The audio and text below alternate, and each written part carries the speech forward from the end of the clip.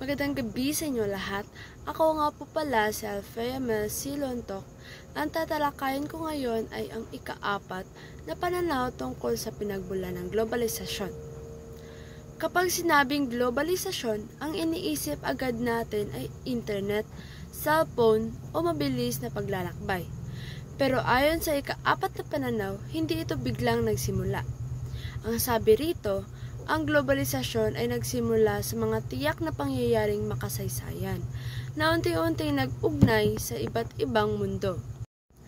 Ngayon, dadako naman tayo sa halimbawa. Una, pananakop ng mga Romano bago pa ipinanganak si Kristo. Ang mga Romano ay nagtaya ng kalsada, lungsod at istruktura. Dahil dito, naging madali ang kalakalan at paggalaw ng mga tao sa Europa, Asia Minor at Africa. Ito ang unang hakbang para mag-connect ang iba't ibang kultura. Ikalawa, pag-usbong at paglaganap ng Kristyanismo matapos bumagsak ang imperialismo ng Romano.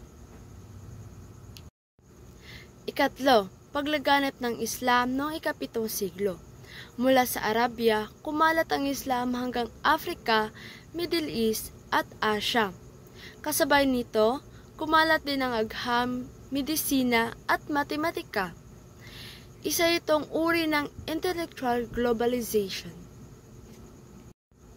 Ika-4, kalakalan ng Mediterranean at Silk Road. Ang Mediterranean, nagpalit ng produkto ang mga bansa sa Europa, Middle East at Africa. Sa Silk Road naman mula sa China hanggang Europa, ipinagpalit ang seda, porselana, ginto at pampalasa. Ito ang naging unang global highway ng kalakalan. Ikalima, paglalakbay ng mga Vikings at pag-usbong ng pagbabangko sa Italia noong ika-12 siglo. Ang Vikings ay nakarating hanggang Hilagang Amerika bago pa man ang panahon ng Columbus. Sa Italia naman, nagsimula ang banking system na nagsimula ng mas modernong kalakalan. Ang lahat na ito ay malinaw na halimbawa ng ika-4 na pananaw dahil bawat pangyayari ay tiyak na makasaysayan at nadagdag ng koneksyon sa iba't ibang bansa. Ngayon, paano naman ito konektado sa atin sa Pilipinas? May 3 mahalagang yugto.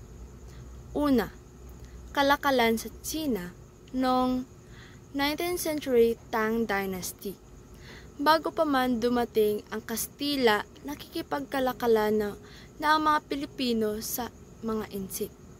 Ini-export natin ginto, perlas, beeswax, at mga produkto mula sa kagubatan. Ini-import naman natin seda, porselana at mga metal. Patunay dito ang mga nahukay sa Chinese porcelain at jade sa ating bansa. Paglaganap ng Islam sa Mindanao noong 14th century. Paglaganap ng Islam sa Mindanao noong 14th century, dumating ang mga Arabong mga ngalakal at misyonero. Nagturo sila ng Islam at nagdala ng kultura at bagong sistema ng pamahalaan. Hanggang ngayon, makikita pa rin natin ang impluwensya nito sa Mindanao. Panahon ng Kastila at Galleon trade noong 1565-1815. Nagbukas ang Pilipinas sa kalakalan sa pagitan ng Asia at Europe.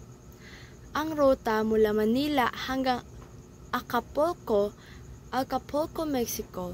Dito dumaloy ang pilak, ginto at iba't ibang produkto tulad ng tabako, tela at pampalasa. Sa panahong ito, naging sentro ang Pilipinas ng early globalization. Ang World War I ay nasasakop din sa ika-4 na pananaw. Ang unang digmaan Digmaang pandaigdig na tinatawag ding dakilang digmaan ay isang pandaigdigang labanan na pangunahing naganap sa Europa mula Hulyo 1914 hanggang Nobyembre 1918. Nagsimula ito matapos ang pagpaslang kay Archduke Franz Ferdinand ng Austria na nagpasiklab ng pagkasunod-sunod na alyansa at tunggalian ng mga bansa. Dalawang pangunahing alyansa ang naglaban, mga kaalyado or Allied Powers, kabilang ang Britain, France at Russia. Kalaunan ay sumali ang US at iba pang bansa. Gitnang kapangyarihan o Central Powers, ang kabilang ng Alemanya, Austria, Hungary, Imperyong Ottoman at Bulgaria. Sa digmaan na ito, unang ginamit ang trench warfare, makinang baril, lasong kemikal, tangke at eroplano na nagdulot ng malawakang pagkasira at milyon-milyong pagkamatay. Ito ang unang makabagong digmaan at ginagamitan ng industriyadyong pakikidigma. Nagtapos ang digmaan sa pagkatalo ng gitnang kapangyarihan. Ang kasunduan sa Versailles noong 1919 ang formal na nagtapos sa labanan at nagpatupad ng mabibigat na parusa sa Alemanya. Ang mga parusang ito ang nagdulot ng kahirapan at galit na naging dahilan ng pagsiklab ng ikalawang digmaang pandaigdig. Sa madaling salita, ang ikaapat na pananaw ay nagsasabing ang globalisasyon ay hindi isang modernong konsepto lamang kundi produkto ng sunod-sunod na makasaysayang pangyayari. Sa bawat pananakop, pagkalat ng relihiyon, pagkalakalan at imbensyon, unti-unti nating binubuo ang koneksyon ng mundo. Sa Pilipinas, makikita natin ito sa ating ugnayan sa China, pagdating ng Islam at galleon trade sa panahon ng Kastila. At yun lamang po at maraming salamat.